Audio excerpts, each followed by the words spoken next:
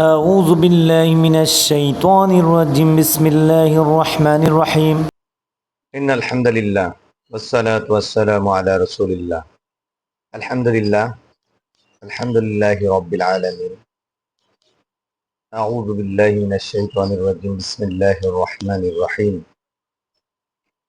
সকল প্রশংসা ওই আল্লাহ রব্বুল আলামিনের, যিনি আমাদেরকে এখনো হায়াতের জিন্দেগিতে রেখেছেন এবং সুস্থ রেখেছেন। দেখেন আল্লাহ পাকের কত কুদরত। গতকাল প্রচন্ড গরমে মানুষ অতিষ্ঠ হয়ে গেছিল। আজ সকাল থেকে আলহামদুলিল্লাহ ফজরের আগ থেকে প্রচন্ড রকমের বৃষ্টি।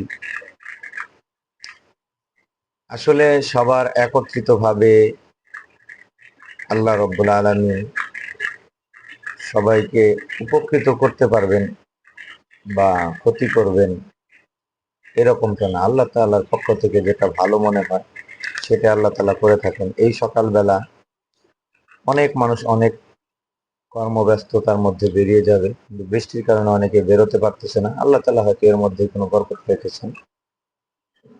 তো আমি প্রতিদিনের ন্যায় ফজরের সুন্নত নামাজ পড়ে অপেক্ষা করতেছিলাম বৃষ্টি থামলে মসজিদে চলে যাব, ওখান থেকে যাদের চিকিৎসা দেই তাদের উদ্দেশ্যে যেখানে বসা হয় ওখানে যাব। তো অপেক্ষা করতে করতে বৃষ্টি কোনোভাবেই থামতেছিল না, কমতেছিল না, শুধু বেড়েই যাচ্ছিল। তো ওখানে আর যাওয়া হয় নাই, কিন্তু একটু আফসোস করতেছিলাম যে গতকাল 4 জন আল্লাহর বান্দাবান্দিকে চিকিৎসা দিয়েছি, তারা হয়তো এসে যদি কষ্ট করে ঘুরে যায় তাহলে তাদের মনে কষ্ট লাগবে। তারপর ভাবলাম হয়তো কেউ ফোন দিবে। তো আলহামদুলিল্লাহ একজন আল্লাহর বান্দা ফোন করেছিল। আমি মনে করছিলাম যে হয়তো কালকে যে রোগী তাদের মধ্যে একজন, কিন্তু না। গত এক সপ্তাহ আগে গত এক সপ্তাহ আগে বা 8 দিন আগে এরকম সম্ভবত,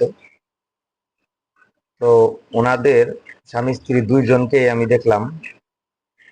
ছেলেটা আমাদের মতোই দাড়ি রেখেছে, হয়তো বা নামাজ কালাম পড়ে বা বউকে পর্দায় রাখার চেষ্টা করে, আমি সঠিক জানি না। যদিও দেখলাম যে বউটা অনেক লম্বা ঘুমটা টেনে স্বামী তাকে ধরে হাঁটাচ্ছে, খুবই কষ্ট হচ্ছে তার হাঁটতে।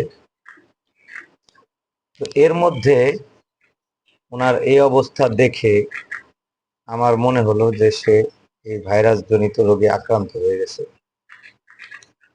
তো পরে আমি আমার কাছাকাছি যখন আসছে তখন বললাম যে ভাই, উনি অসুস্থ?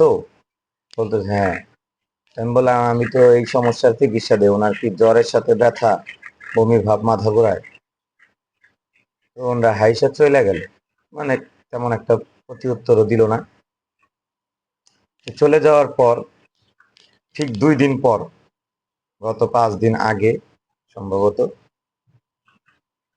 ওনার মানে মহিলাটার স্বামীটা এসে আমাকে বলতে, হুজুর আপনি এখানে কিসের কিসের চিকিৎসা করেন?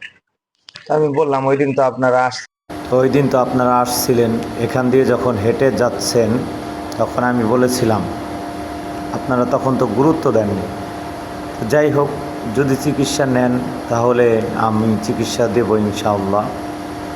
তো আপনার বিবির কি কি সমস্যা হয়েছে আমাকে একটু বলুন। তো তারা তখন বলল সব কিছু খুলে। এরপর আমি রুকিয়া শুরু করলাম। তো ওনারা যখন চিকিৎসা নিয়ে গেল, নিয়মকানুন সব কিছু বলে দিলাম। তো একটা সময় তারা পরপর 2 দিন আসছে। আসার পর আমার কাছ থেকে নিয়ম মতোই তারা চিকিৎসা নিয়েছে। তো তৃতীয় দিন আমি ওখানে উপস্থিত হইতে পারি নাই। তো হইতে না পারায় তারা চতুর্থ দিন আমার সাথে দেখা করছে, বলল যে হুজুর কালকে আসেন নাই? যে আমি বললাম হ্যাঁ আমি আসতে পারিনি। তো চতুর্থ দিন আমাকে তারা জানালো যে গত 8 দিন পর গতকাল রাত্রে আলহামদুলিল্লাহ সে খেতে পারছে। যাই হোক, শুনে খুশি হলাম আলহামদুলিল্লাহ। তো উনি ওনার ওয়াইফ ভালো হওয়াতে আমি বলেছিলাম যদি আপনার পরিচিত লোকদের মধ্যে কেউ থাকে এরকম তাহলে আমার কাছে পাঠাবেন। তো ওই সূত্রে ওনার শাশুড়ি, উনি ঢাকায় থাকে, উনিও গত 1 মাস যাবৎ অসুস্থ। তো আমি রুগী দেওয়ার কথা বলছিলাম, তো এই কারণে উনি ওনার শাশুড়িকে নিয়ে আসছে। তো প্রচণ্ড বৃষ্টি, এই জন্য উনি ফোন দিয়েছিল যে আমি আসছি কিনা। তো আমি যদি এসে থাকি তাহলে ওনার শাশুড়িকে নিয়ে আসবে, মানে আমার চিকিৎসার এখানে। তো আমি বললাম, ভাই প্রচণ্ড বৃষ্টি, আপনিও দেখতেছেন, যাই হোক আপনার শাশুড়ি কি থাকবে না? বললো না, উনি চলে যাবে। এই জন্য আমি বললাম ঠিক আছে, আমি আপনাকে কথা দিলাম, কষ্ট হলেও তার জন্য আমি চিকিৎসা দেব। আমি পরবর্তীতে তার জন্য প্রিপারেশন নিয়ে তার বাসায় চলে যাই। তো চলে যাওয়ার পর তার শাশুড়িকে আমি ট্রিটমেন্ট দেই, নিয়মকানুন বলে দিলাম, উনি চলে যাবে, ফোনের মাধ্যমে বাকি রোকিয়া করে দেবে ইনশাল্লাহ। তো উনি আমাকে ওনার ওয়াইফেরও কিছু হাদিয়া বাকি ছিল, ওনার শাশুড়ির সমস্ত হাদিয়া দিয়ে দিল খুশি মনে। তো আমি চলে আসলাম। তো সবাই আমার ভিডিওটা বেশি বেশি দেখবেন এবং শেয়ার করবেন। যাদের জ্বরের সাথে প্রচণ্ড ব্যথা, জয়েন্টে ব্যথা, তারা চিকিৎসার জন্য যোগাযোগ করবেন।